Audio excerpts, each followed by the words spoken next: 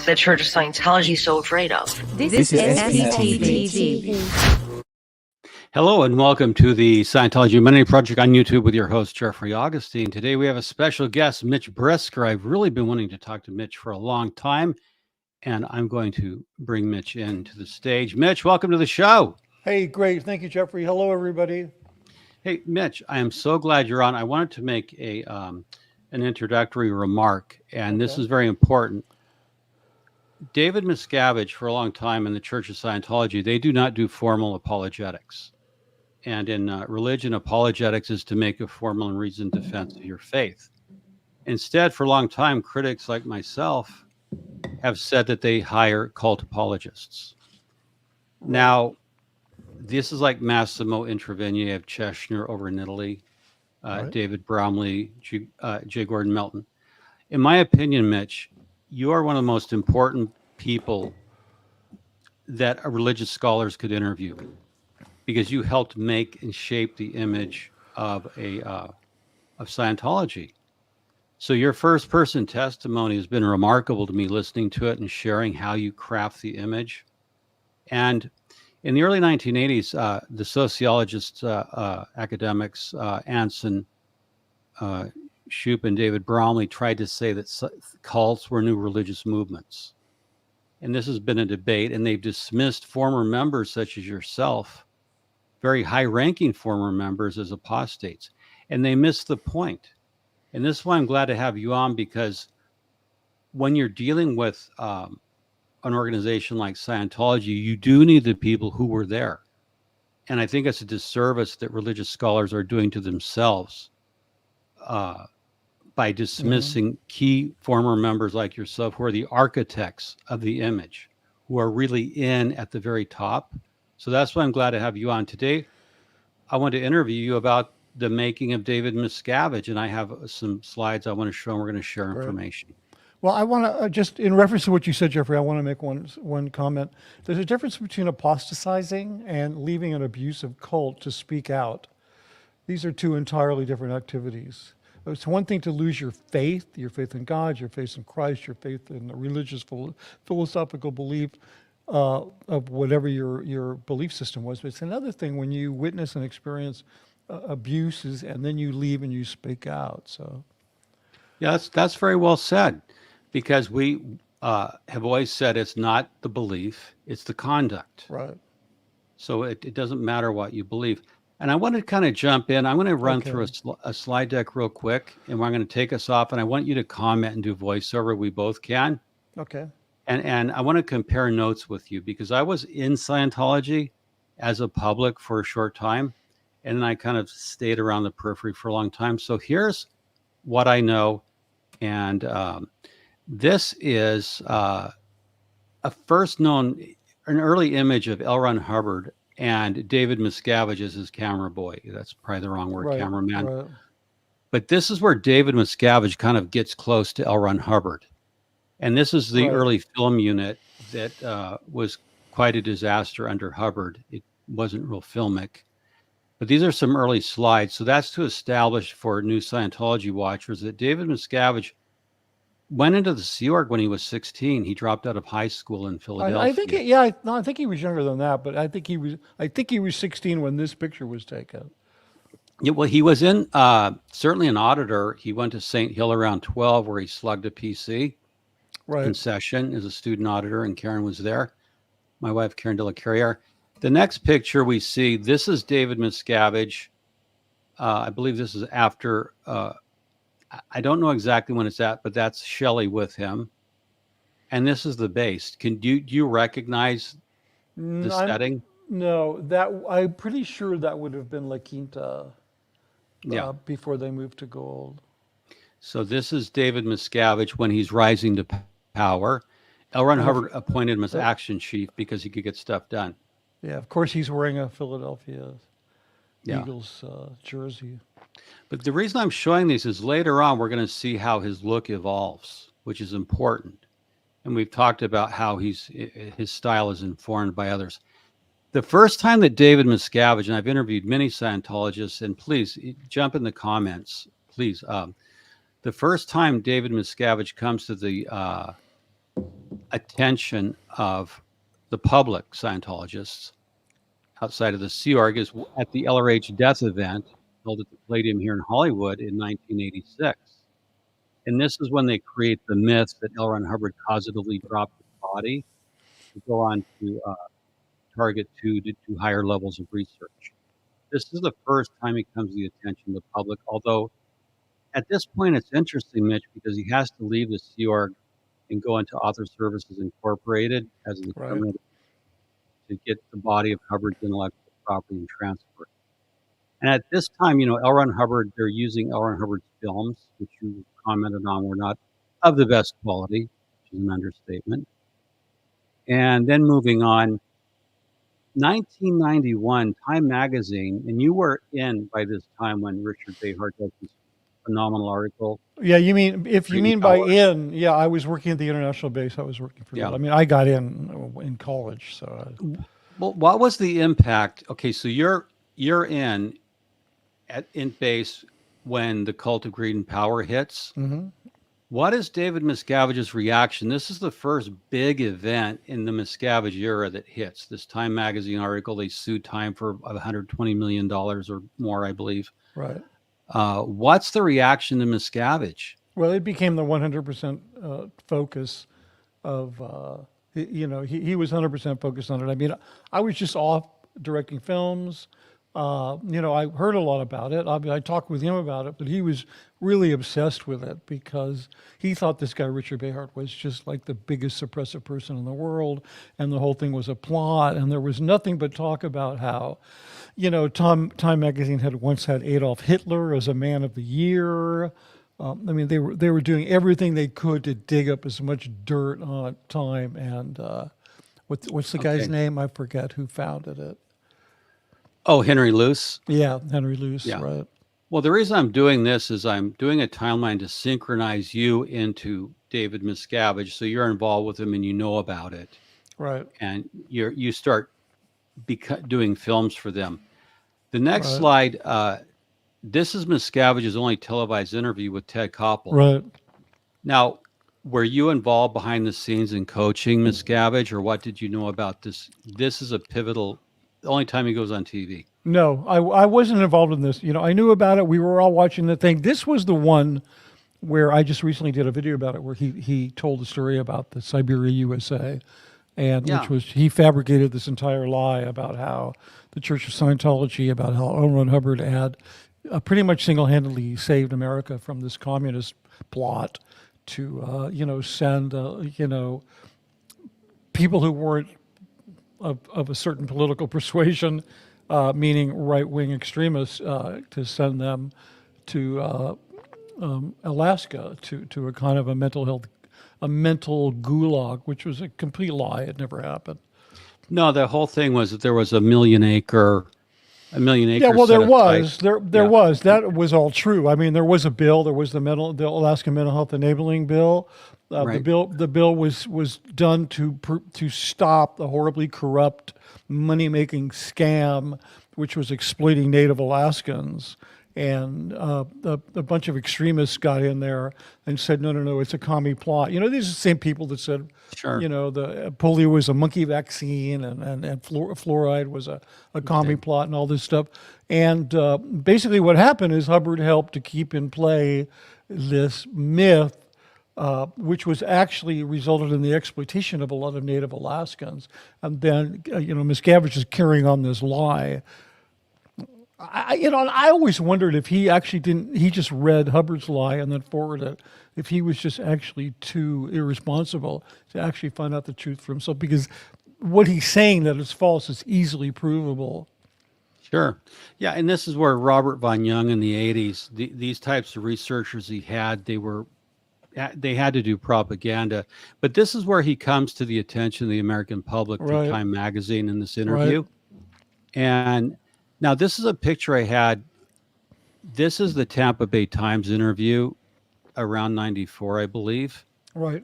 And you can see that he's got his fingers pointed. He's clearly he's left Author Services International. He's chairman of the board, Religious Technology Center. And it's almost like he's wanting, this is where he's becoming a power player in Clearwater, and he wants to dictate to the city. Right. So this, now you can see he's got a white shirt and a tie on. This is very informal. And this is part of his image that he wants to convey to Clearwater and to the general public. Yeah, I just have to comment that this was before he learned how to properly tie a tie, because it's a really crappy knot. The only reason I mentioned that is he became obsessive about that later, to the point where we would get rejects on shots. If there was a character in a scene that had a tie and it wasn't properly done, we'd have to reshoot it. But that would have definitely been a reject. Okay, So, that's good to know. yeah. Now, this next thing, when the Church of Scientology gains tax exemption, this is from their magazine. Now, this is the first thing I noticed, because I've been getting Scientology literature. I received it up until they took me off the list in 2007. And this 10,000 Scientologists, I assume you were at this event. Yeah, I was. And look at Miscavige. He's got this giant stage with him at the center at the podium. What went on at this event, and how pivotal is this for Scientologists? Still, Well, you're asking me, Jeffrey? yeah, just your take on it. Well, the thing is that, I mean, I never knew that Scientology once had tax exemption prior to this, and they'd lost it. I never knew that until after I disengaged with the church and no longer identified as a Scientologist. It's just sort of nobody ever really knew that. So this was like a big event. This was a big thing in the mind of Scientologists, because this solidly put David Miscavige as he's the guy that's going to get us there. And, once a person is put in that position, it's like, it doesn't matter what they do. This is the guy that's going to get us there. If it takes the old cliche, if you got to break some eggs, you can't make an omelet without breaking some eggs. So, Sure. that's like, this is what firmly planted him in everybody's mind. Like, oh my God, he bested the IRS. So does he become the legitimate, does he become viewed in the church as the legitimate heir to L. Ron Hubbard? Well, he not so much, because there's another. Let's just create another category that never existed before. He becomes like the Brigham Young. He becomes the guy that's going to finally take the religion and establish it on a level that makes it unbreakable. Which is kind of like what Brigham Young did for Mormonism. That's an interesting point of view. So he becomes the Brigham Young who takes over from Joseph Smith. And I'm going to go back on. Yeah, I mean, I'm probably the only one you're ever going to hear say that. It's like I never had a conversation with my fellow Scientologists about, we didn't walk out of there going, wow, he's our Brigham Young, because, nobody would do that.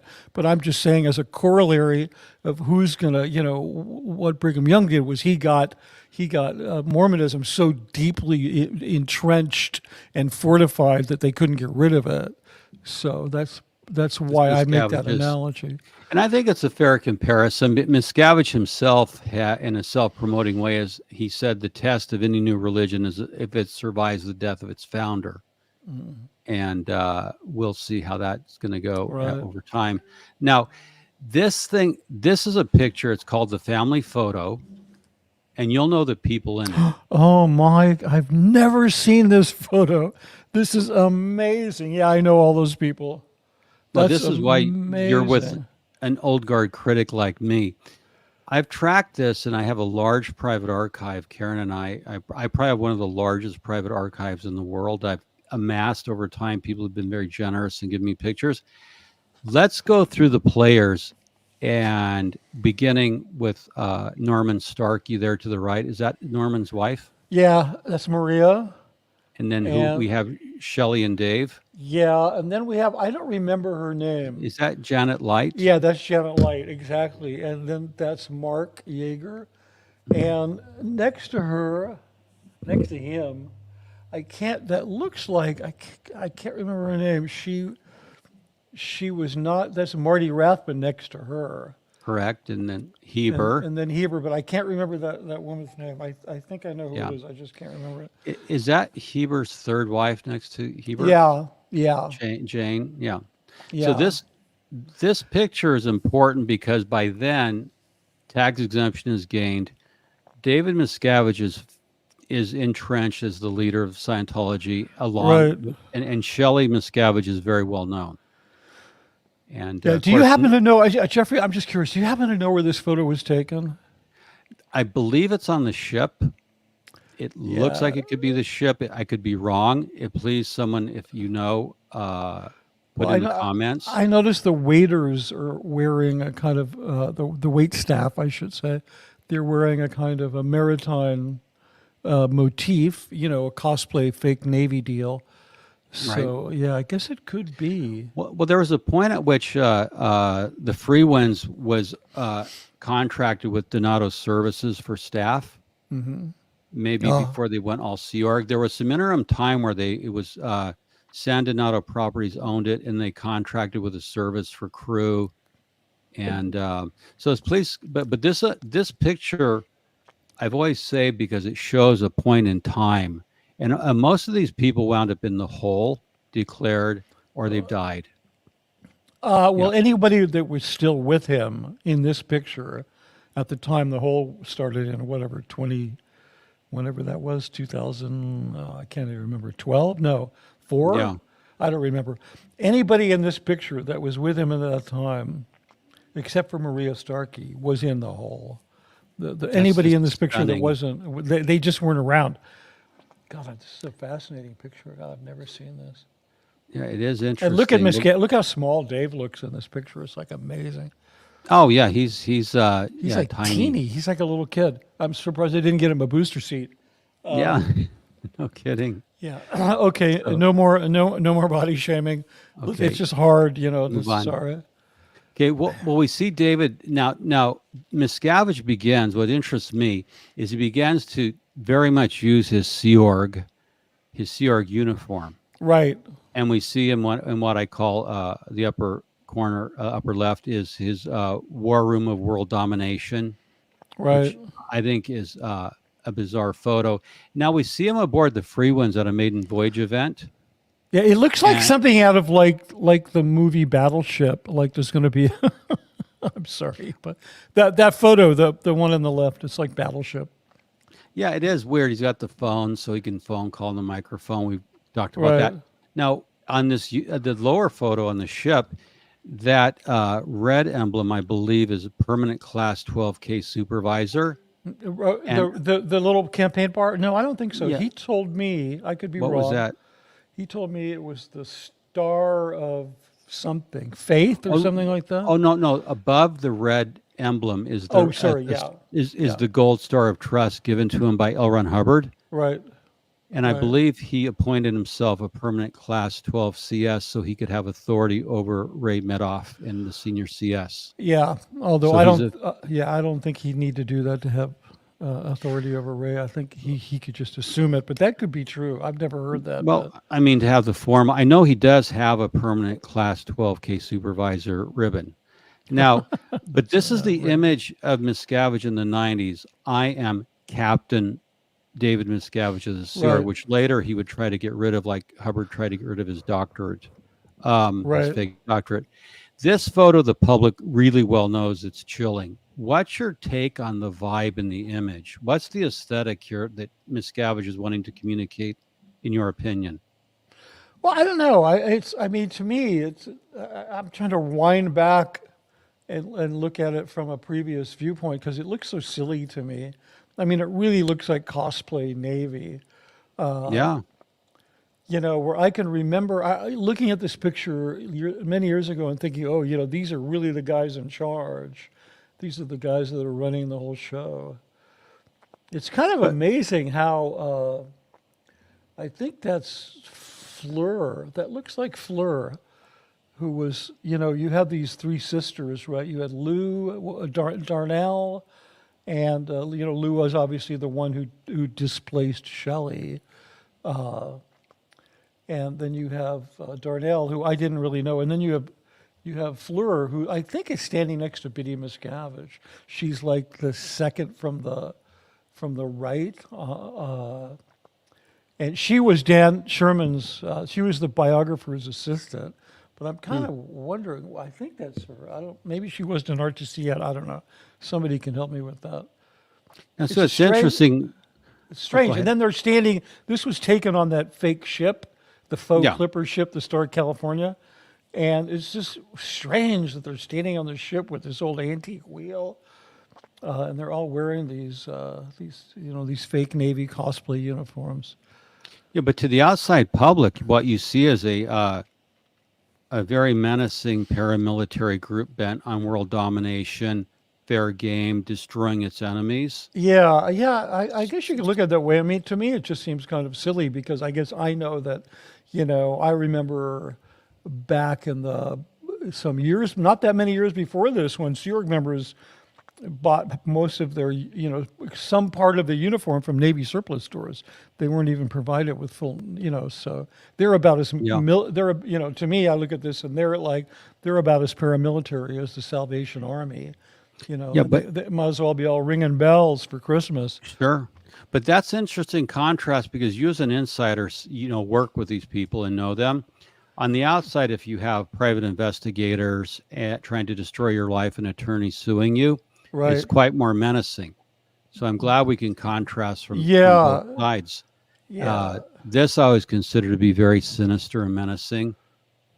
And because I know Hubbard's underlying doctrine does call for world domination. A cleared planet is just absolutely. Scientology code speak for world domination. This one is in another magazine early on. And you can clearly see that L. Ron Hubbard's position behind David Miscavige. He's with his executives. The binder, then Scientology always does goofy stuff like put a label on it because we're too stupid. Yeah. Strategic planning. So Right. here he is. So this is the image he's cultivating while you're doing films. And this is what he's showing to the Scientology public. Because this wasn't really meant for non-Scientology public. It was meant for Scientologists. And you can see the red volumes and the green volumes. This is a very deliberately staged shot. And I got to tell you that this looks like it's in a double wide trailer. It's a pretty cheap setting. I mean, I don't know where that is. I couldn't tell you. but Do it's you know what year? Do you know what year this was? Mid to late 90s, 95. Really, I think it was 2000, earlier I than think. that. No, I think it was. Well, I could be wrong. Yeah. I think it was pre 1990. So you've got Marty and Greg Wilhare on the left, and I'm just judging from how young they look that this was pre 1990. And then you've got the bearded men. It's interesting that the guys. There's Cornelius Antonius, according to Steve Britton, commentator. Okay. Do you know that name? No. This is. No. Wait, man, that might be someone on the show talking to each other. I'm sorry. I think he's but no, we got Mark Yeager on the right. I don't know who the other guy with the beard is, and then you have, Greg Wilher and Marty on the left. I think this is pre 1990. I'm judging this from everybody's age. This is maybe late 80s is what it looks like. And I have to mention about the labels. Hubbard had this thing called the photo shoot org. When he was on the ship, they would go around doing promotional photos for the islands and so forth, and they'd put big labels on everything. That was very much his idea. I think it comes from the technology of what they call clay demos, where you would demo something. Yeah, you label everything. You stick a big label in it. So Yeah, he wanted people to know what you were looking at because apparently he thought people were too stupid to realize. Exactly. No, people were. He looked at the world as though people were incredibly stupid and that he was the savior. Sure. Okay, now this next photo, what happens is the Sea Org inside the church, again, this is the very paramilitary, we're going to clear the planet. We are bringing freedom to people of Earth. Our crusade is to ensure the eternity of all mankind.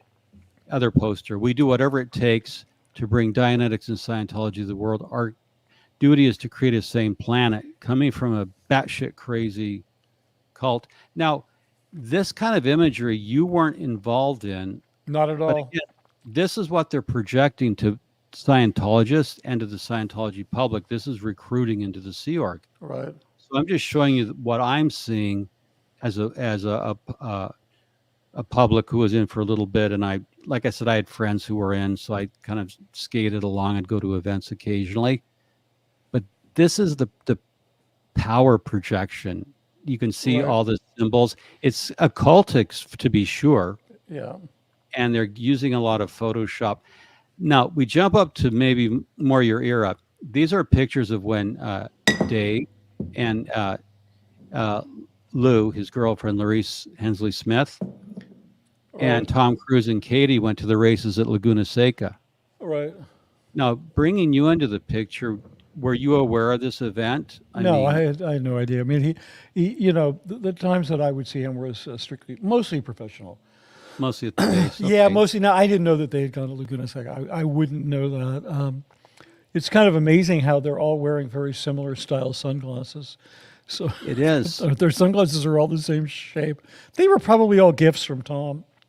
Yeah. So, Well, you know, it's interesting on this lower, on the right-hand side, they're getting aboard a helicopter. Right. Tom Cruise is used to being around helicopters, so it's no Right. big deal. Right. But look at how terrified Dave is of the Yeah. blades. Like Oh, he yeah. might be decapitated. Like Yeah. he's only 5'1", so he's probably about 5 feet there, crouched down. Where Tom's like, dude, it's just helicopter blades. You know, they're not gonna. Yeah, I know. I've spent a lot of time in helicopters, and it takes a little bit. After a while, you just walk up. You just don't even notice it. It's like shooting a gun. It takes a while before you can fire a handgun without blinking. You know, you can always see in movies when people blink. The next slide. Now, this becomes the era where we've talked about it outside. You know, we talked about it on the phone, but David Miscavige and Tom Cruise really start to identify and maybe potentiate each other. What's your view of their relationship? Well, I mean, I saw their relationship when it pretty much started back in 1990 when Tom first came up to the international base. He was doing services up there. He was taking courses and getting auditing. And, they had a whole special setup for him. And sometimes they'd bring other celebrities up like Kirstie Alley, just so, it would feel a little bit more like there was, he had his own little group. And then they would all sort of study in the same area. But, I remember seeing them riding around on motorcycle, on dirt bikes, racing around, having fun. They were like a couple of kids. I mean, they were like, if you look at the shot of them on those bikes, it's just like, I don't know, it's kind of scary. When I look at that. Yeah, the photo was sent to the Los Angeles Times, and they're in their Ducatis. Right. And this is the Richie Acanto period where, everyone was riding Ducatis because that was the bike. Yeah, but I don't think that had anything to do with Richie. I think.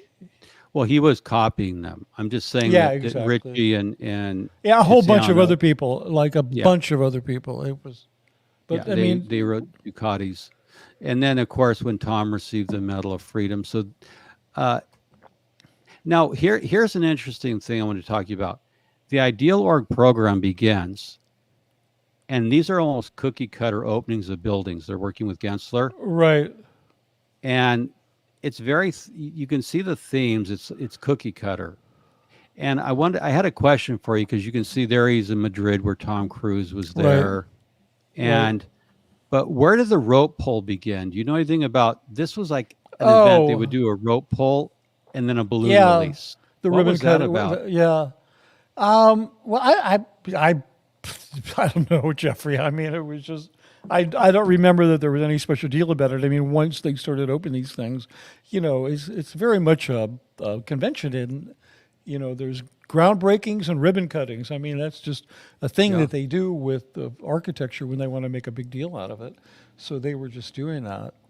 And the internet was coming up big, covering Scientology at the same time. So now I'm going to bring in some overlap. Now, this is David Miscavige. He suddenly transitions out of his Fleet Admiral David Miscavige uniform, right, and he becomes COB, and he starts wearing the tuxedo, and he becomes a civilian. Right. That to me is a defining moment where he wants to distance himself as Fleet Admiral David Miscavige of this cosmic paramilitary. Right. Because L. Ron Hubbard used to talk about himself. Mitch, one thing, Ron Hubbard, in his 1950s lectures, 1960s, he used to talk about himself as a cosmic personality. He would tell Scientologists in lectures, and you probably heard them about the local political situation in the galaxy. Right. How this fourth invader force has been around for a long time, fifth invader force. Right. and there was always Ron was the Commodore of the Sea Org. So I found it strange when to get back to the photo, Miscavige began to pivot away from the Sea Org, and he put the emphasis on the IAS and ideal orgs. And again, he's now becoming a civilian. This is where I saw the marked change, where Miscavige began to do these big events at the shrine with elaborate staging, music. What was the purpose of doing these things? What's the take from your viewpoint? They were basically to keep Scientologists donating money. I mean, these things, people talk about how expensive they are, like the IAS event, how much money they lavish on it, but they make so much money at these things because the people that show up, they're the most sort of engaged marks in terms of, falling for the con and being willing to open their purse strings and sign up for courses and buy things and make commitments. So it's strictly what they were. But I think there was also a very kind of intense sort of a narcissistic addiction that Miscavige had to the adulation that he'd received. Because, he had people with there were people with stopwatches that were, would measure the applause. And he needed feedback on that immediately. Like, he needed to know if he stepped off the stage, he wanted to report, like, how long was the applause, Really? Oh, yeah, absolutely. Wow. Now, what's interesting to me, he's very much like a Roman emperor. You see him on the podium in the center, like we saw at the War is Over, the tax exemption speech. Right. He wants a huge amount of real estate around him with this elaborate columns. Right. And it's very bizarre. Now, in addition to the cost of renting the Shrine Auditorium in Los Angeles, what would an event like this cost? Would it be $2 million, $3 million? No, I don't think it would be that much. I wasn't much I wasn't on those things. I didn't work on events. Sometimes I would produce, things that I'd done would be shown at an event, or I would produce a video specifically for an event. But I'm sure that they were in the hundreds of thousands of dollars. Well, yeah, the Sea Org overhead was free. Okay, so this exactly. But I want to say something about his wardrobe, because some events, even back when he did the, I forget, what was he wearing at the IS event in '93? Was he wearing a Sea Org uniform? I don't think there so. He was wearing there he was wearing a tuxedo. Yeah, so the tradition is that he would always dress in a tux, except at the ship. At the ship, he would always wear Sea Org uniforms, and then in his kind of existence as COB, the leader of Scientology, he would generally be in Sea Org uniform, except if he was off the base meeting with somebody like the IRS or something, right? And then at a certain point, he just stopped wearing Sea Org uniforms 100%. He never wore a uniform except when he did what's called the OT ambassador briefing on the ship. He would wear a very tailored, short sleeve Sea Org uniform with small little bars. But there was a point when you look at that shot when they were at Laguna Seca, when those 5 people were at the race. By that point, that's what he's wearing all the time. Yeah, that's how I always would see him dressed. Except sometimes he'd be wearing a suit based on what he was doing. But Johnny, he would look like this, just or he would be wearing a very expensive dress suit with no tie and jeans. Okay, so there is a change. Now, there's an absolute change. It wasn't it wasn't reflected in what he wore at the events. It was reflected in what he wore every day. Okay, his everyday clothing. Yeah. Now, a startling juxtaposition. Angry Gay Pope took this photo that became famous and went viral on the internet. Right. This is the razor wire fence in base, gold base. Right. Now, over against it, this Nuremberg. This is one of the most striking stage sets he's ever had. Right. This looks like a Nuremberg rally. Right. And I mean, this looks Hitlerian, but it's also a cult. There's very much occult symbols.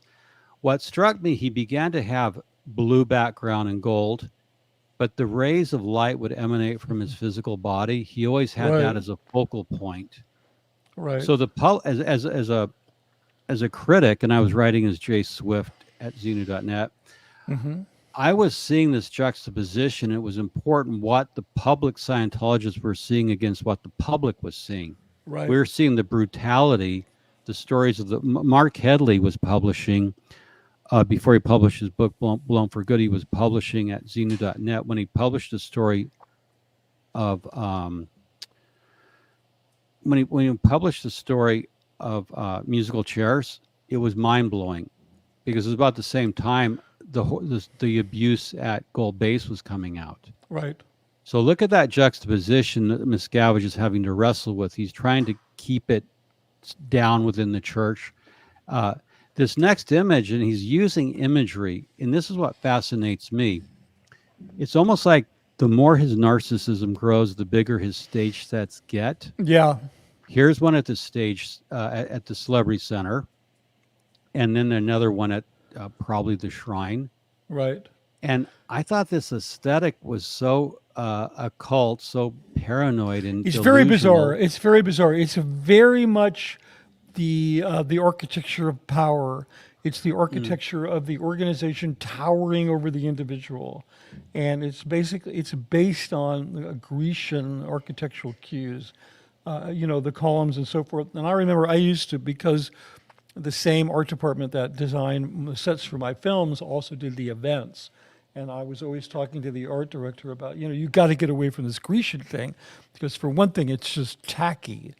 It's just such a cheap shot. It's like Caesar's Palace. You have to start thinking with some more modern architecture elements.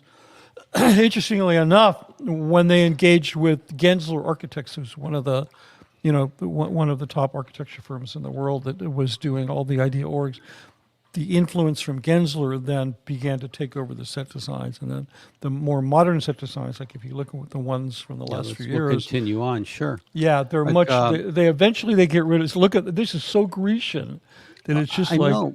But this is bizarre. It's like Rome meets a game show. yeah, Because exactly. He has he's selling merchandise, Right. but he wants this Grecian power projection. Right. And it says, and notice, I'm sorry, Jeffrey, look at the vertical banners. It says global phase. Like Yeah, that. it It's does. just frightening. Well, this is, like I said, this is very stilted because it is a game show, like you're giving away prizes, Yeah, come on down. but there's also world domination. Right. And like you said, there's the Greco-Roman influence. And again, you see the blue background with the physical rays of light emanating Right, from his body. right. That, to me, understanding the occult, as I do, I've studied it. Right. There's just too much going on here. It's just too visually overwhelming. Right. He has that LRH microphone on top, the RTC symbol. It's like there's too much going on here. That was, I think the microphone represents the lectures. Yeah, the L. Ron Hubbard. But I'm just saying, for you, for your taste. Sorry. Oh, go ahead. No, go ahead. Yeah, I'm sorry. It's okay. It's just my dog was just being a pain in the ass. Yeah, dogs can be that way. For you, is there just too much going on here? Is it over design? Is this overkill? Well, I'm not even going to comment because it's not even a design. I mean, it's just Is this Henning Bendorf's work?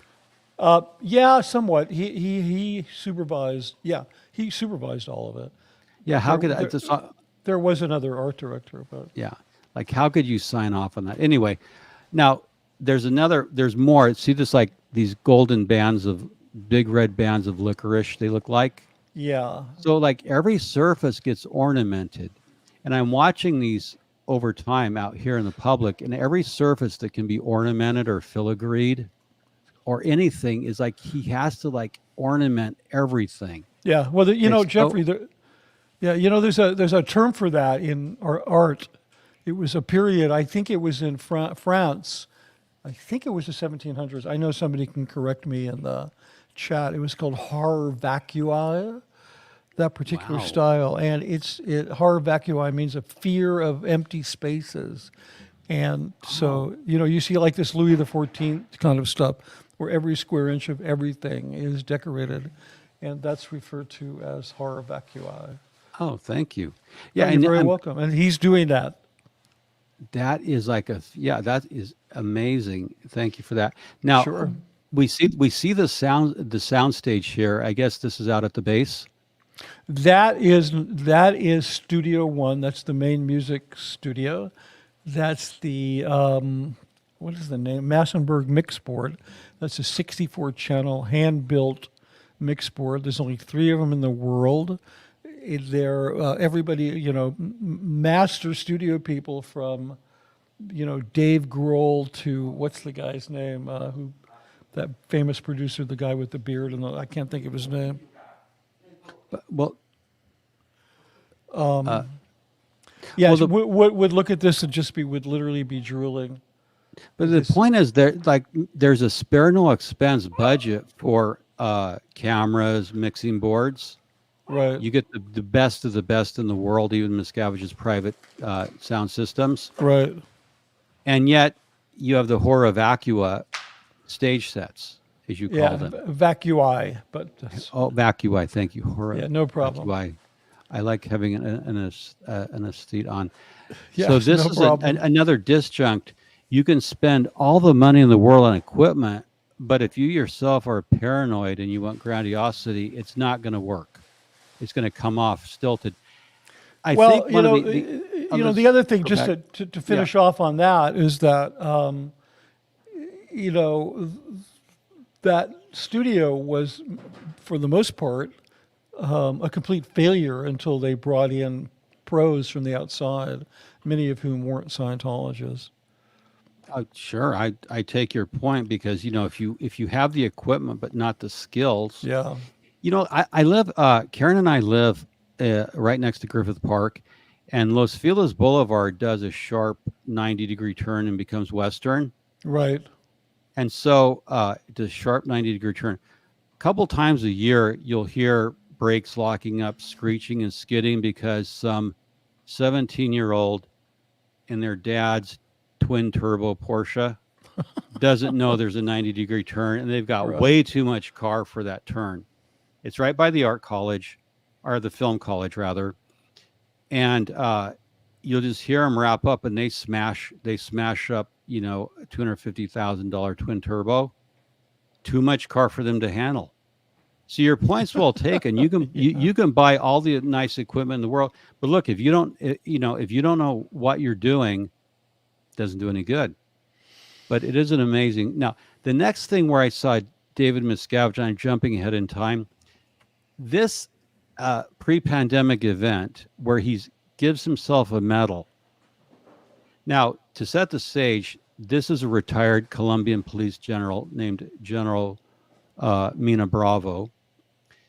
Miscavige had cultivated him because he was the Interpol representative for the Colombian police, and it allowed Scientology, my belief, to get Interpol data on what was going on with Scientology court cases in Europe.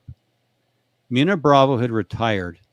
Miscavige took the ship to the Barbados, and Mina Bravo awarded him this.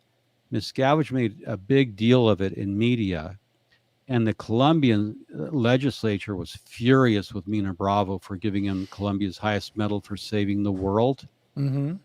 So that's the kind of trajectory I'm watching.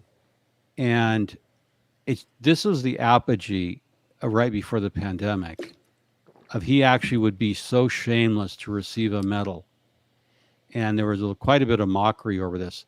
And then, of course, 2020, the aesthetic, as you said, Gensler changed. He's no longer notice doing it's Nuremberg. much more modern, and they were starting to adopt some of the technology that had been developed for big TV shows like America's Got Talent, where they would use these massive LEDs, hanging LED sort of curtains, and but this thing is insane. This looks like the like at the 50th anniversary of Liberace playing in Vegas. I mean, it really is like it's so bejeweled and like diamond studded, and it's like. So is that the same style you were mentioning earlier? Yeah, the more modern style, because now they've gotten rid of all the Grecian stuff. Yeah. And now they have this. Look at how big the podium's gotten. Even the podium has a podium. The podium has 2 podiums. Yeah. Yeah, I have a post on Xena.net called the Podia. That's the plural of podium. Yeah. And his podia, by the way, I understand are bulletproof, so he can duck under it if anything goes amiss at an event. I'm not surprised. Yeah, it's a bulletproof thing that he can climb into while his security team. But now the final thing that he's doing now is he's at Flagland Base in suits. Right. And so you can see this trajectory of style he's went through.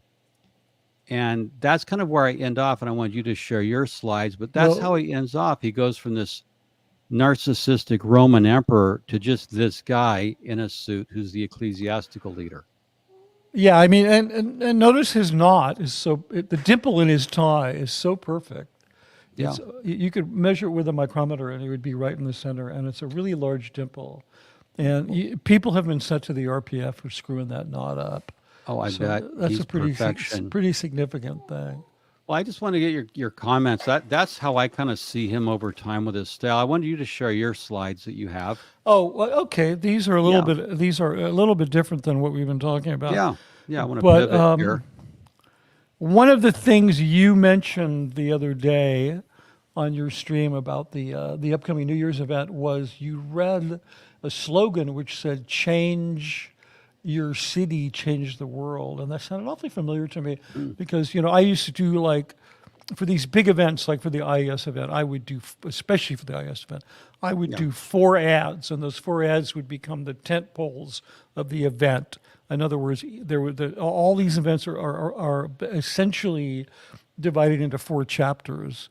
Like the IES event, you'd have the first chapter, and it would end with maybe an ad for the VMs, and then the next one would be an ad for pushing against psychiatry. It would be promoting the Citizens Commission on Human Rights, and then the next one would be one for like an infographic pushing the social betterment campaigns, like the Way to Happiness and all that stuff. And then the last one would be the commercial that they would show on the Super Bowl and call it a Super Bowl ad. And these things were, specifically designed for the event. And so I remember back in 2017, I did this campaign, and the end of it said, "Change one life, change the world," which I didn't think was all that particularly original, but I thought it certainly worked for that. Yeah. And then when I noticed that they had sort of recycled that, I thought, wow, they don't, when you have people creating for you, when you have an abundance of creative people, you don't go back and recycle slogans from 5 years ago, 6 years ago. So it's kind of amazing. And, I wanted to show the ad. I don't want to show the whole thing. We could just show the end of it. Oh, no, I'd like to, just see. You can show the whole thing. I mean, the whole thing, just turn the sound off. We'll talk through it. Okay. But it's... you can add it from your side, right? Or do I need to? No, I actually can't. You didn't give me... Okay. I can't play it. Hold on. Maybe I can play it. No, I can't. What do I need to do? Okay, which one is it? Is it the one that says Scientology? I don't know. Just... Okay. No, it's the other one. It's the other one? Yeah, we'll play this one next. Okay, add to stage. Okay. Okay, so we would do these ads. At the beginning of the ad, it would have some outrageous statistic. These are, we would show the ruin of planet Earth, because everything in Scientology is based on establishing a ruin and then giving it a solution. So we would go through all of these ruins, right? Now, of course, these are correct statistics because they're just gathered. And then what would follow is a whole bunch of completely fictitious kind of gamed statistics, like 1.7 million volunteers. I don't think so. This is amazing, Mitch. This is really amazing. Yeah, so it has really nice bouncy music. Here, you can hear it. See that? There's the music. It's very, it'll suck you in. But look at the statistics. 23 million were told the truth about drugs. How is that even possible? Those are their booklets. In other words, that means Yeah. look at Slovakia, there was Italy drop in drug use, Colombia drop in drug use. See, they don't even bother to lie about the statistics. They just show a thermometer that's empty, and that's supposed to represent a number. Wow. 51 million students. Now that's I guess that's over a year. 187 million learned their human rights. So here's a bunch of youth monks, and all of Yeah. a sudden they're discovering for the first time that it's not okay to murder people. Elevating morality. Yeah, this is 120 million people learning their morals. And then here's the volunteer ministers bringing relief. And so these are the things that are marketed at the Scientologists at the event. And then here you go. Change one life, change the world. And so they, there you go. So then they recycled that to change your city, change the world, which doesn't make any sense. Because it's one thing when you talk about a human being, because each one of us really is like a universe of consciousness. You know, this is an old spiritual idea, Sure. right? And the idea that of changing one person will change the world is not something I came up with. I just sort of branded, utilize it for this. And it just, when I looked at that, I went, yeah, they don't have anybody. They have like nothing. If they're having to go back and cannibalize old campaigns and sort of reword old slogans, I was just like, oh God. Well, there was, a couple things that occurred to me. So I was focusing on Miscavige's cultivation of his own image over time, and yet you're looking at projecting Scientology's message to the world. So there's a lot of things going on. Miscavige consolidating his power, selling himself within the church, Right. Crushing his competition, and very much like Putin has done, eliminating anyone who's a threat to him. But at the same time, the church has to go forward, and it always uses bullshit statistics. Right. And one thing I covered on my blog is how it uses its publications, its anti-drug publications. The idea is to get into police departments that are understaffed, and one box a police chief has to check is drug education. So they'll give you these free pamphlets if you'll allow them to do PR photos. Right. Well, it's even more than pamphlets. They produce an entire, like a boxed kit. That's I forget. It's called an educator's kit, and inside are the pamphlets. But there's also videos, study materials, how you can run a seminar. So it's like they will give the police an entire package of drug education, ready-made. It's amazing. Let's get a super sticker. Jojo, oh my, thank you very much. Really enjoying your content and message, Mitch. I sent a LinkedIn request. See, Mitch, you have fans. I think it's important. And thank you so much, Jojo, oh my.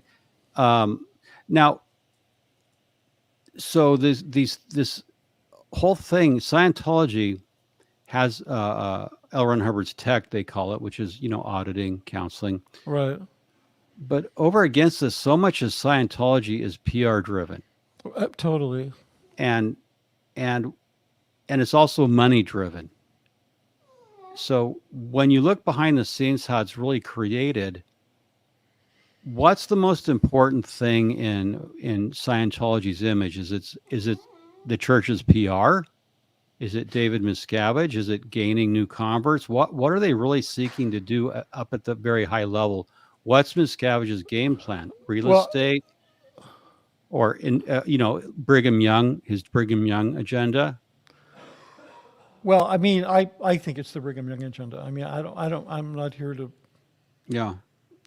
impugn Mormons. I mean, my suggestion to Mormons is that they need to learn their own history. But I do think that he cares less about, externally, he cares much less about if the churches have members or if membership's shrinking. He cares much less about that than of building an entrenched, fortified base in Clearwater that will be impossible to remove. And so that's what I call the Brigham Young strategy. because Yeah. that, he was the last one to pull it off. And let's face it, the Mormons were under, in one way, they were under a lot more pressure than Scientology. I mean, you could, in the 1800s, you could shoot Mormons on sight, and that was not against the law. So, Well, just by way of digressing, in the 1880s, the United States government brought its army into Salt Lake, and they basically arrested 111 Mormon leaders and disincorporated the Church of Jesus Christ of Latter-day Saints, and imprisoned their leaders, seized their assets. And until the Mormons agreed that they would obey United States law, Right. not practice polygamy, what the Right. government wanted was That's a good compliance point. with U.S. law. We're not going to tolerate any less. And that's why the president of the United States sent in the Civil War hardened U.S. Army, for which the Mormon militia was no match. right.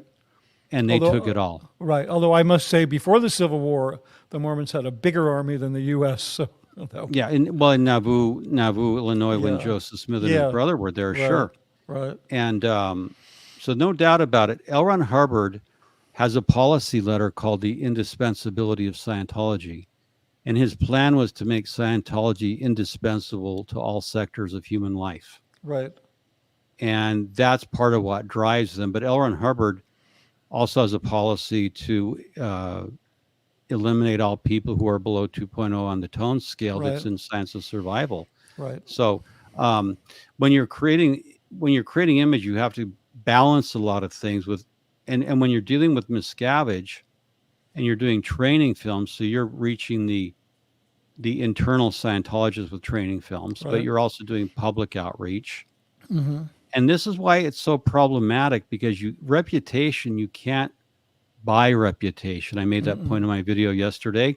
Right. And their reputation became so bad because of the self-destructive and violent behavior that goes on within the cult, and also the fair game that goes on outside the cult Right. now. So it's an interesting thing. They're trying to do a lot of things that don't go together. After the Mormons were allowed to reincorporate, they started Brigham Young University, and they became legit. And there were a lot Right. of hard years. And I've studied Leonard, the great LDS historian Leonard Arrington, I believe his name is. I could have it wrong, but I've read,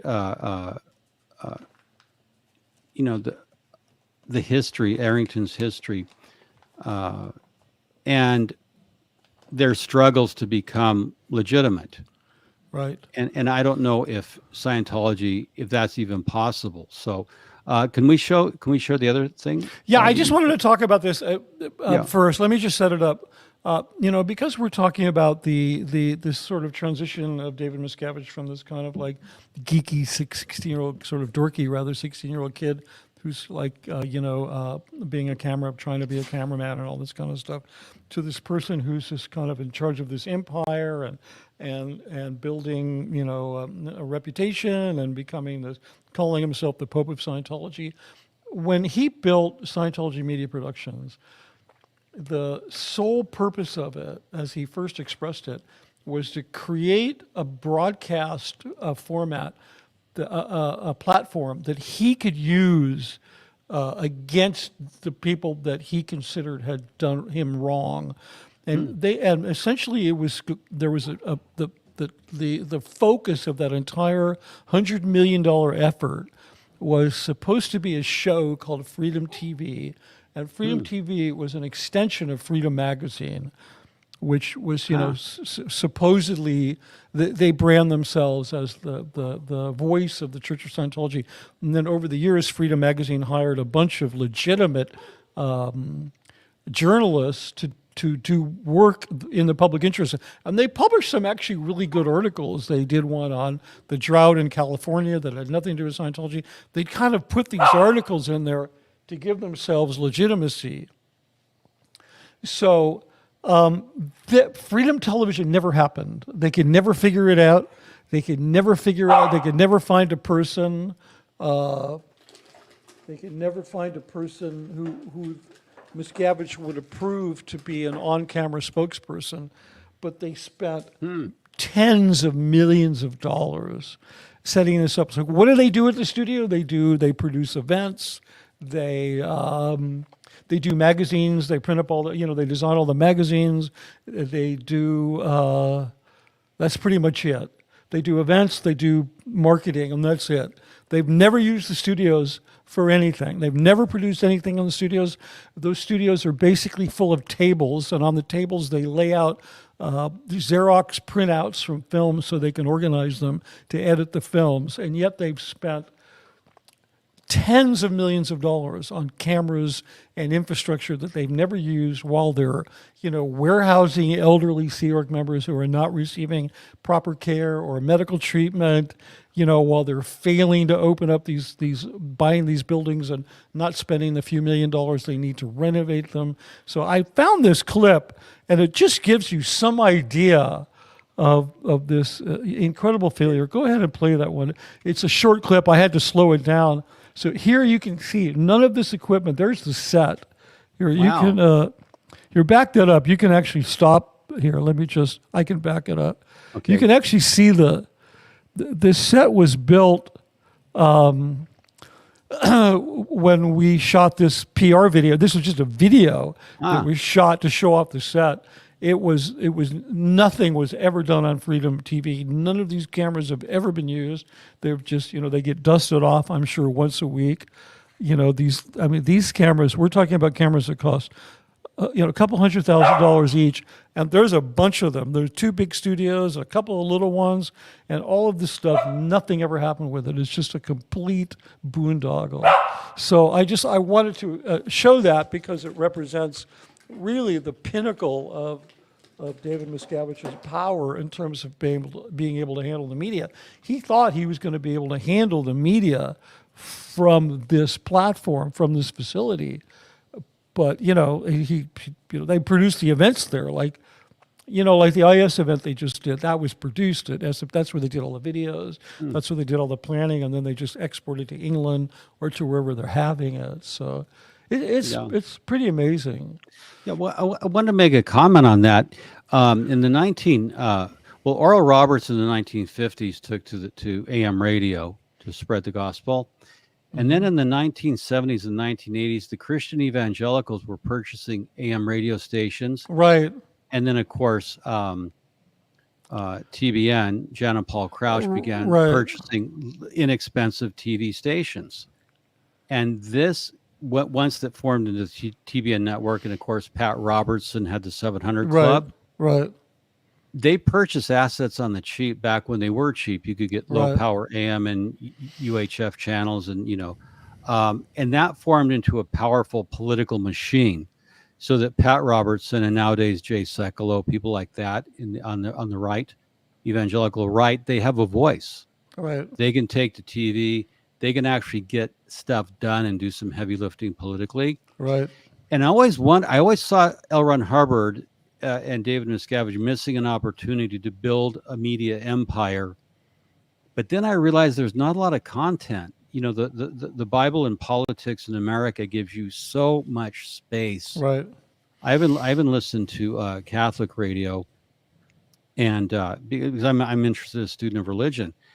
And for David Miscavige, the idea that he even came to a television station in 2017 was it? I think they bought it probably in 2014 or 13. Yeah, but I mean, TV had been around since before World War II, right. So they were latecomers. But the idea that he wanted to have freedom television, that's mind blowing. I didn't know it.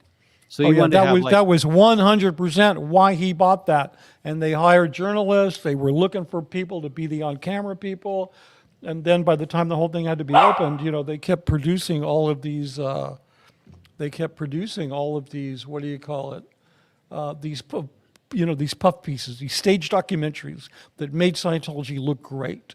And that's all they show. So it's like 24/7 infomercials.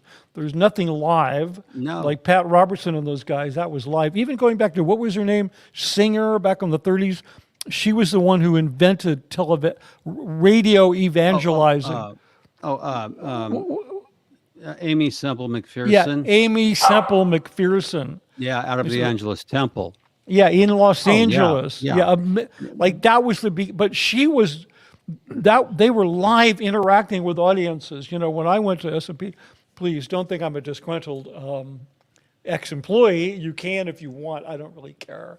Before I had figured out that I was part of just one of the biggest cons of the 20th and 21st century, I thought, oh well, you know, if the real purpose of the studio is to interact with the public, I mean, there's so much they could have done in terms of making documentaries about, you know, people that were interested in creating less harm in Los Angeles.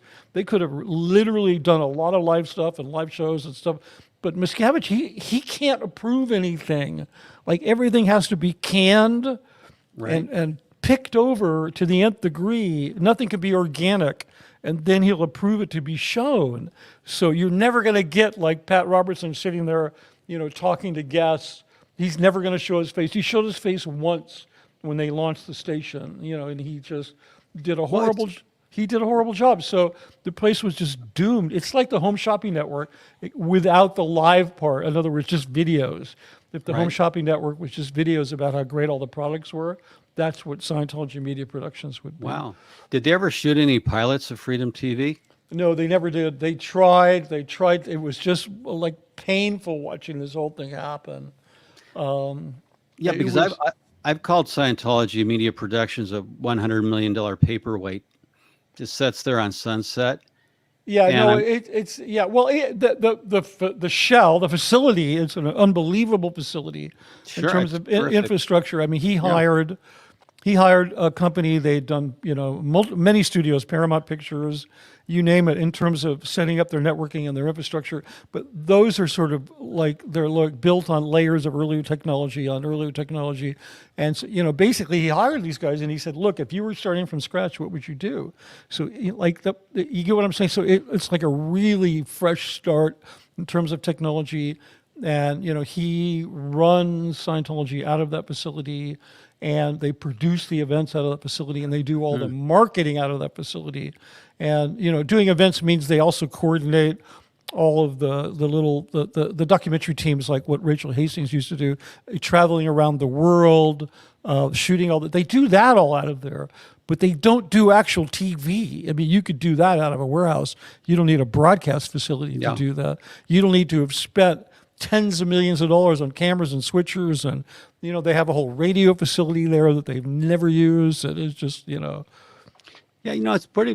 Mitch, what's you said something in one of your interviews, and it was very insightful to me. You were talking about how out at the base, out at Gold Base, you said that most studios have wooden floors because you have to bolt stuff down into the floors, stuff down the floors, and they get torn up. Right. And I understand that. I worked when I worked for Philips Lighting, and part of my portfolio was SSTV, Stage and Studio Lighting here in Hollywood. And you know, I understood that. I was out on the Paramount lot, and you know, I sold to companies like Mo Richardson, and so. But the point is, you had to have concrete floors because why? Miscavige didn't want the torn up floors. It was more important to have VIP guests than like actual real production. Yeah. I mean, that's what I was told when we were building it. And I'm like, well, this is ridiculous because you'll never be able to drill anything into the floor. It's like that's just a standard thing in studios, is to use the floor as an attachment, and in addition to set weights, you know, heavy weights that hold things down. And I said also, I pointed out that it's incredibly unhealthy orthopedically to be walking on cement all day. And one of the advantages of a wood floor, they're slightly live. And there's a technology that's been developed in the motion picture business for how you make a wooden floor that won't squeak. So because you're recording sound on it, and you have actors walking on those floors. So, but and it's cheaper to just pour concrete. And you know, Yeah, well, it was interesting when you said it, because having been around, you know, when you do film, you basically have a small city. You've got to have, you know, the electrical, catering, everything you need to have it. And when you're doing a shoot, it's pretty intensive. I worked on the lighting side of it. I wasn't selling the lighting sources, but being around enough sets to work, and you need a lot of tape. You use tons of tape. And I mean, and clothespins. Yeah, you're using all this stuff. It's so improvisational, but So I've been around working sets, and when David Miscavige wanted VIP tours and concrete floors, that told me he's not letting you do your job. Well, I mean, yeah, okay. Go ahead, finish. I'm sorry. I'm just saying, because when you value, like, are you really using this to tour VIPs around and impress people, or is it a working set? Because, out on any lot, if the floor's beat up and splintered, you're just going to replace it every few years, like you said, right? Yeah. All right. And, you're going to keep a lot of equipment in house. If a production company comes in, they're going to rent equipment. So it sounded like there was a hybrid of Miscavige PR somehow handicapping some of the production you had to do. And then he had to approve everything, right? Yeah, I mean, I wouldn't say he didn't let me do my job, because I think that was not the case. The case is that for a person that looks towards having the ideal, like a 64-channel Messenberg mix board, and making sure that we have all the best equipment, and we were an Aeroflex-based facility, and we had one of the first Area 535 film cameras back in 1993 or something. So we always had great stuff, but there would always be these things like a cement floor, and then the answer is, well, because the wood just will look bad for tours. You get what I'm saying? So it's just inconsistent. Yeah. There's also this tremendous amount of property outside the studio called the Cine Castle. And when I reviewed the plans, I was sketching out, like I got the plans of, like, put in here anything you want, just draw it in. So I started drawing in a backlot, because to replace some of the expensive locations that we would do, because it's L. Ron Hubbard, you're going to shoot a lot of stuff between the 30s and the 60s, right? So you're going to want maybe a back street that looks like a New York brownstone kind of a street. You're going to want things like that, because you're going to use them all the time. So I started sketching in this backlot that would be like attached to the studio, like they have it, in all major studios. And it was like completely rejected. And I said, why? And they said, well, because it's not going to look good from the road. Oh, that is incredible! Yeah, because like a backlot's priceless. A good backlot. And so I'm like, what do you mean not going to look good from the road? It's going to look like a movie studio. What the hell are you? So it's like it's going to. So that was just like it was like insane. It's like it's insane thinking. Well, it won't look good for the road, from the road. So and eventually, we did start shooting on that land. I built an African village out there, and it kind of got used as an outlet. When I was in LA working at ASI on Narconon with Miscavige, this was really funny. I wish I would have been there when they did it. Valerie was there, and there's no photos of it. And so Hubbard wrote this film called Brainwashing, because he was trying to make the point that Scientology doesn't brainwash. I know. There is a public film for the public that he wrote called Brainwashing, because Scientology was being accused of brainwashing. And he wanted to say, no. Brainwashing is what the Koreans did, and they used drugs, sleep deprivation, torture. That's how you brainwash. We don't do that, so we don't brainwash. No, I mean, he was a master of brainwashing people without those things, although he used not drugs, but he used those things. So part of the script, I worked on the script, and part of the script was a recreation of a North Korean prisoner of war camp, and being gold. They just went completely overboard. They built this, like that backlot, talk about not looking good from the road. They built a POW camp in view of the road. Right? And I was just cracking up, because I'm like, finally, people will get the idea that this place is like a prison camp. So, and it's just like, It's really funny. Yeah. Mitch, I have a question I want to segue to. Okay, so you've done your film. Now you're going into post, right? Yeah. Would David Miscavige micromanage post-production? Would he be in the editing bay?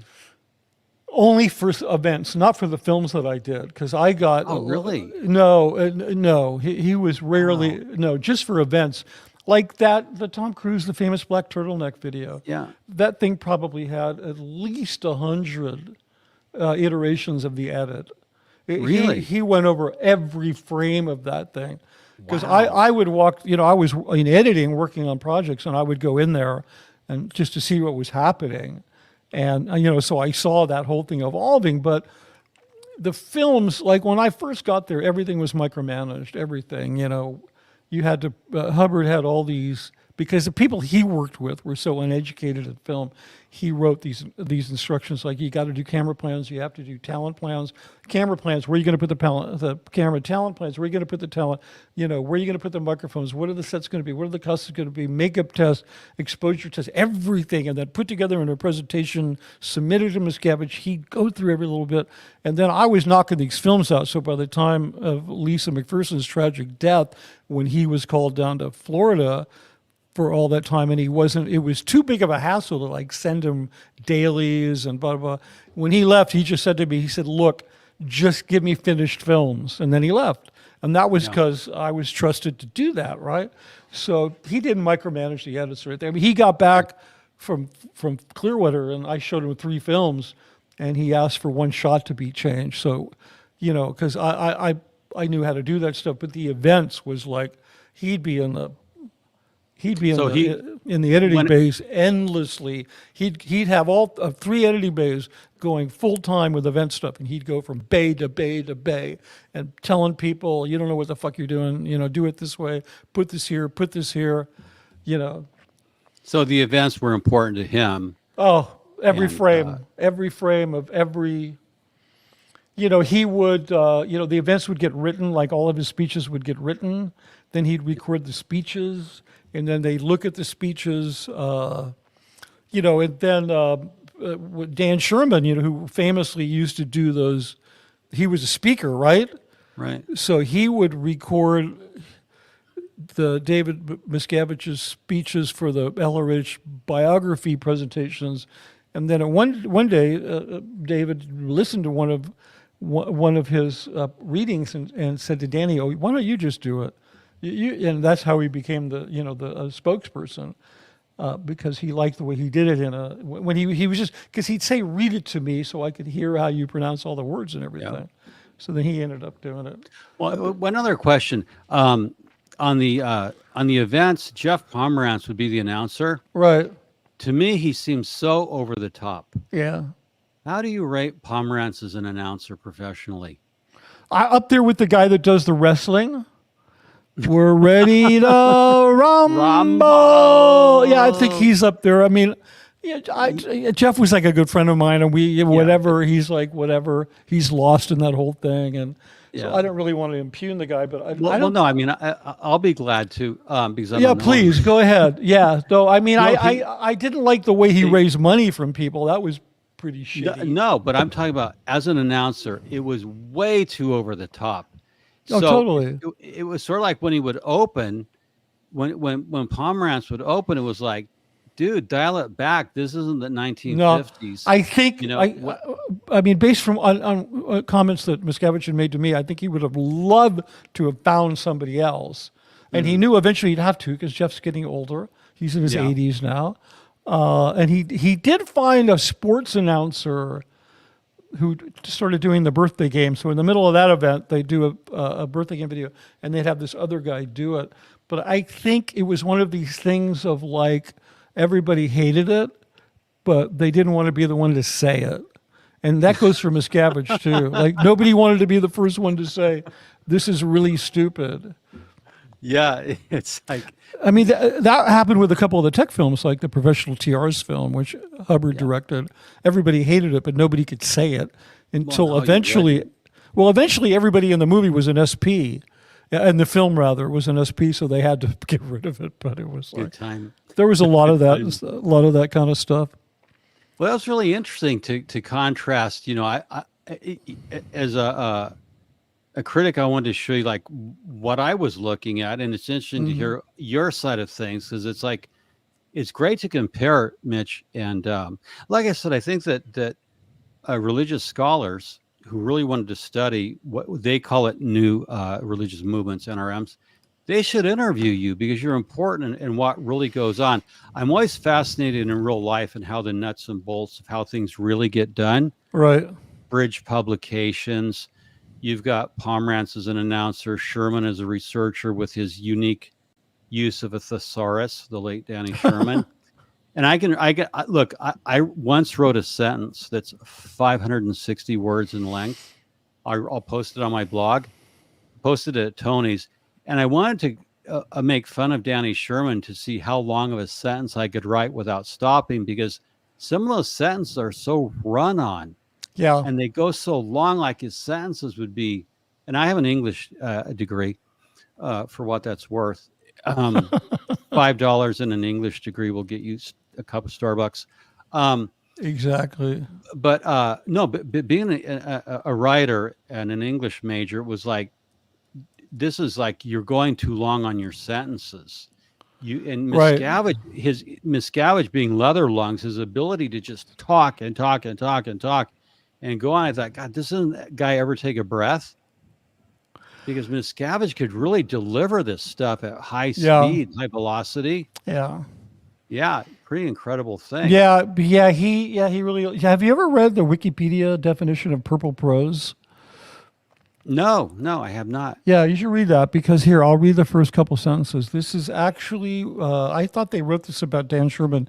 Basically, it says, in literary criticism, purple prose is overly ornate prose, text that may disrupt the narrative flow by drawing undesirable attention to its own extravagant style of writing, thereby diminishing the appreciation of the prose overall. So I thought they wrote that for his style of writing. Yeah, let me see if I can get something here. Just give me a minute. And, here it is, longest sentence. And let me open it. If you want me to... Oh, go ahead. Yeah, no, I was just going to say, while you're opening that, there was a thing I used to call the Dan Sherman drinking game, which was every time he said the word moreover, you would take a drink. Or whereupon. Yeah, whereupon, moreover, these great transitional words. Well, okay, now, so do you want me to do this? Should I read this on air? Yeah, I mean, if I pass out, you'll forgive me. Okay. This is the longest sentence. Okay. As we're assembled here today. Oh, wait, let me start over. This is in celebration of Danny Sherman, okay? The mulleted one, we used to call him. Quote, as we are assembled here today to celebrate and open the superpower building, we pause to take note that, notwithstanding the decades or centuries of time it takes to build one of the great cathedrals of the world, we in the Church of Scientology can proudly boast that, yes, the superpower cathedral is now open for business, and yes, we stand at the dawn of the next great evolution of the tech, and more to the point, by way of highlighting and illuminating the tremendous responsibility we have to the billions of Scientologists who will walk through these doors to experience what it truly feels like to be oily and used and spent upon curious religious appliances, which is to say what superpower is and does by way of amplifying the all-embracive nature of planetary clearing, whether it be inside a school bus in Belize, a boardroom in Brussels, or a brothel in Bombay. Yes, you can be 100% certain that superpower will form another spoke in the wheel of planetary clearing, a wheel of iron ethics that will locate and crush suppression under its unstoppable superpower momentum that is underpinned by the way to happiness, a book of non-religious morality that has been read, clay demoed, and word cleared by countless billions of people spanning the globe. And this is why crime is down globally and literacy is skyrocketing in the lands written off long ago by the psychs as backward swamps of despair, fit only to be bombed with psych drugs funded by UNA dollars, behind which sat a cabal of British bakers bent on global destruction, using the false promises of feel-good chemicals to create a new world order of slavery and drones that fly around and kill people based on their micro-expressions, which said micro-expressions are just another product line extension of the deadly psych treatise known as the Diagnostic and Statistical Manual of Mental Disorders, a work full of invented mental illnesses that not only do not exist, but in fact serve as a template of chemical slavery, fueled by the greed of Big Pharma and its hidden connections to Interpol, CIA, SMERSH, and finally, yes, the R6 Bank itself. I'm just going to end there, Mitch. Yeah, please. How was that as a Danny Sherman That's attempt? amazing. But, I got so into like analyzing the speech and the pattern and everything that went together in events, and they were really fascinating as a study and call. Now, tell us about your book that's coming out. Scientology. Scientology, the big lie: how I made an evil cult look good. Yeah. So the Kindle is on Amazon for pre-order, and the paperback will be released on Black Friday, and shortly thereafter there'll be a hardback and an audiobook shortly thereafter that. And then shortly thereafter that, it will be in bookstores because I'll be doing a marketing campaign. I'm raising money for that campaign if you want to go to Indiegogo and donate. Okay. And all of this information is on my channel page, which is Scientology, the Big Lie, on YouTube. Thank you, Jeffrey, for mentioning it. And so I'm very excited. I'm so excited. I'm really excited. Yeah, me too. Yeah. Now, on a literary agent, I think there's a company called Author Services Incorporated. Right. They wouldn't handle me. I asked. Really? Yeah, they only handle L. Ron Hubbard. Even though they know me really well and I've worked there, they weren't interested in my book. Damn. Well, Mitch, I'm excited for your book. We have to have a party. You. Yeah. Yeah, we will for sure. I've had some media out. I mean, I did an article in the Daily Mail. They reached out. I did one in the National Enquirer. I held my nose, and I did one in the National Enquirer. And then I have some others coming up with Australian 60 Minutes, and I have a German TV station. And people are really interested in the subject. I think it is. It is, and I think they're interested in you because you are the architect of image, and to me, I was chiefly. Yeah, I mean, I never really kind of looked at it that way or tooted my own horn. I thought I was, for the longest time, I thought I was doing something for humanity. And then since then, I was like, what was I thinking? And, the farther you get away from Scientology, the bigger that thought is. What was I thinking? It becomes louder and louder and louder. Yeah. I'm just trying to do two things. I'm trying to set the record straight in terms of my involvement. And I'm also trying to really ring the bell, not just in Scientology, but on all, abusive, high control groups or any group that would tell you that they have the answers to the man's biggest questions. Because life is a beautiful mystery, and we're here to discover what we can ourselves on our journey. And when people try to package that up and deliver that to you, you need to run. Yeah. So. Yeah. Well, Mitch, it's been great having you. Been great having you on. We'll have to get together when you launch your book, and I enjoyed your insights into what it's like there down in the inner circle of Scientology. I appreciate that, Jeffrey. I appreciate what you do. You do a great job. You ask such good questions, and you point to everybody's got a pointer, but you always I follow your red dot because your red dot tends to go to really interesting places. So thank you for that. Oh, thank you, Mitch. That's very kind coming from you. So it's deserved. We'll have you on, and next time I'll get some more pictures that you probably have never seen. Great. I'd like to see some of your stuff. Some of the content that you had never seen, the family photo, was interesting to me. I was like, wow. Yeah, there's a lot of stuff out there. Mm-hmm. So for the Scientology Humanity Project, this is your host, Jeffrey Augustine. Thank you, Mitch Brisker, for being on today. And You're welcome. as always, we will see you next time.